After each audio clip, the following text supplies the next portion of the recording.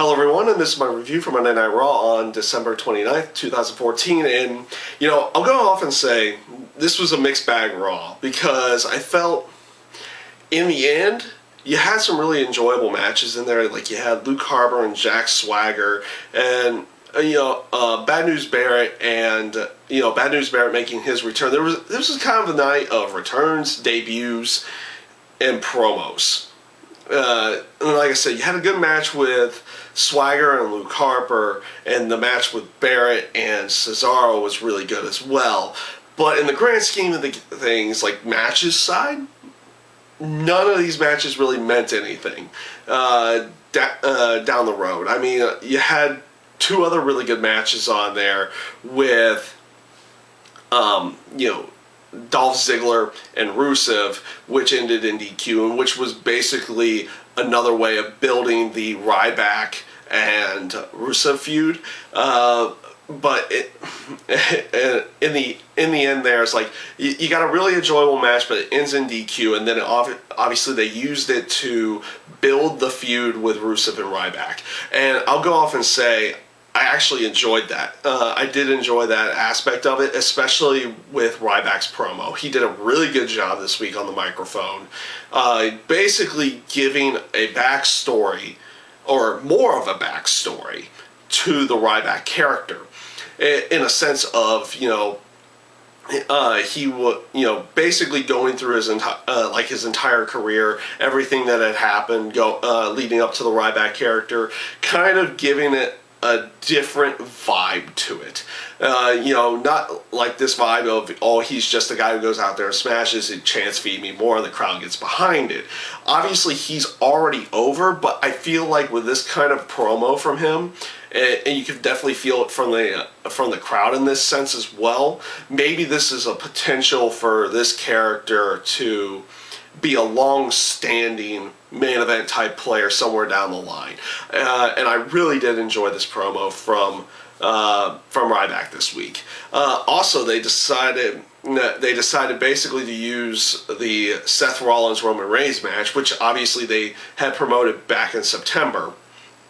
And of course didn't happen because of Roman Reigns' surgery and everything. And they just used that as another way to build the Big Show Roman Reigns feud. The match between the two of them was really good. Of course, then it just ends in DQ again as well, just like the Ziggler Rusev feud, and then that led into everything with Big Show and Roman Reigns. Now pretty much the spot of the night, like literally. Like the way they set that one up with Big Show and Roman Reigns cleared the table. He didn't even touch it. He basically landed in the chairs at the announcer's desk, and that was a really cool spot and everything.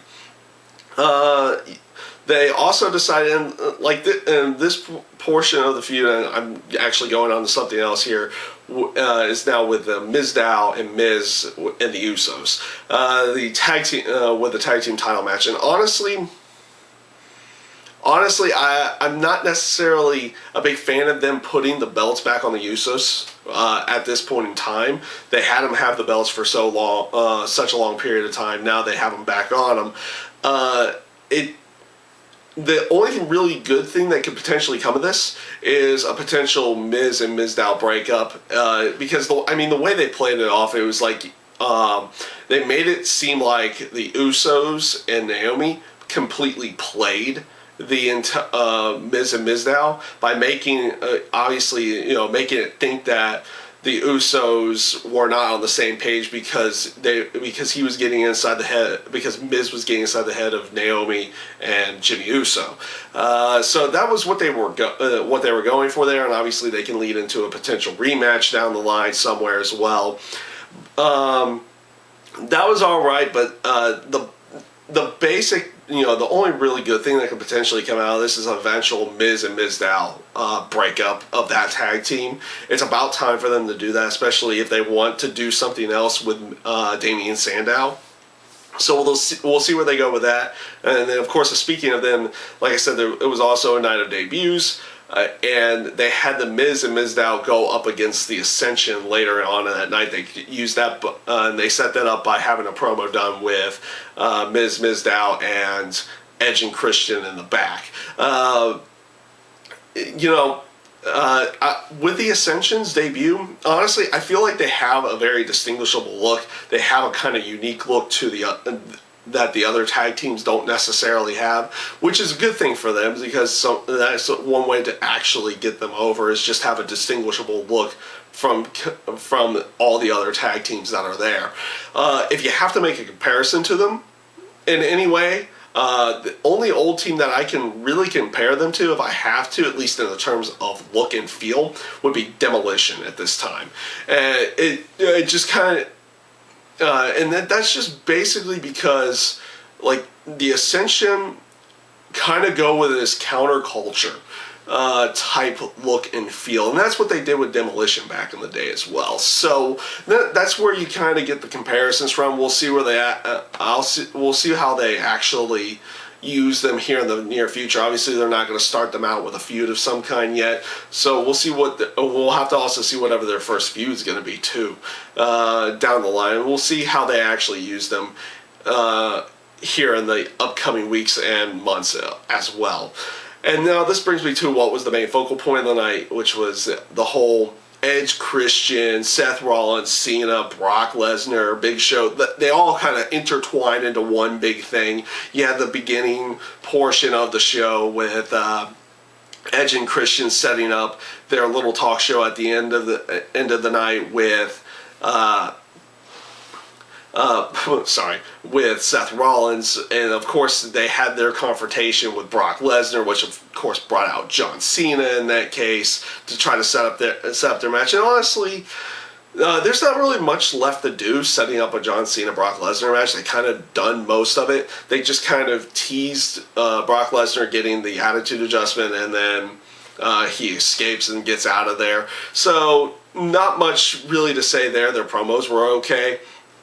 And then at the end of the night with Edge, Christian, Seth Rollins,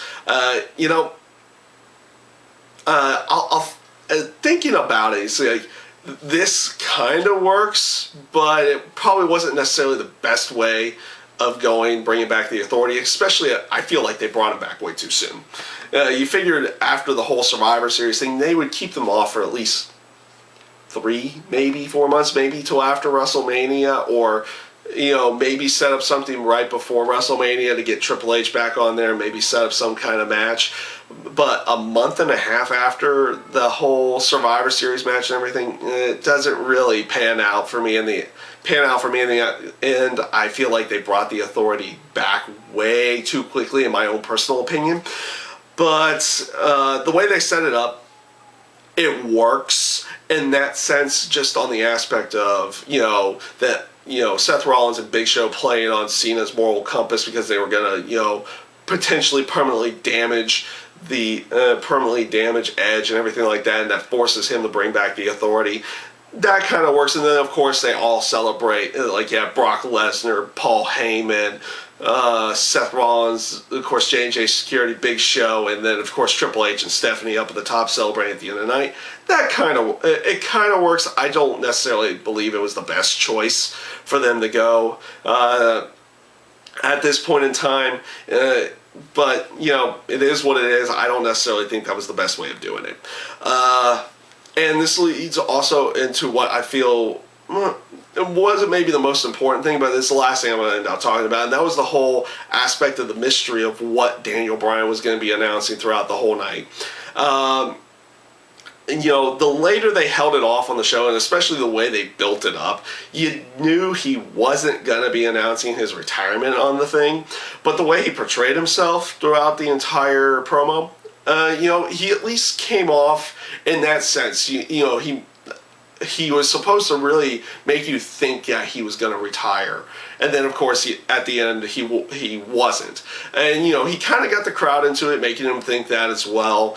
And then him announcing that he would be in the Royal Rumble, of course, got the massive pop. And that's what they were going. And that was what he was going for. That's what they were going for there. And they came off really well in that case. Actually, I did like the promo. It almost made you feel like, it's like, is he going to actually retire? No, he's not going to retire. And then, of course, he didn't retire. So,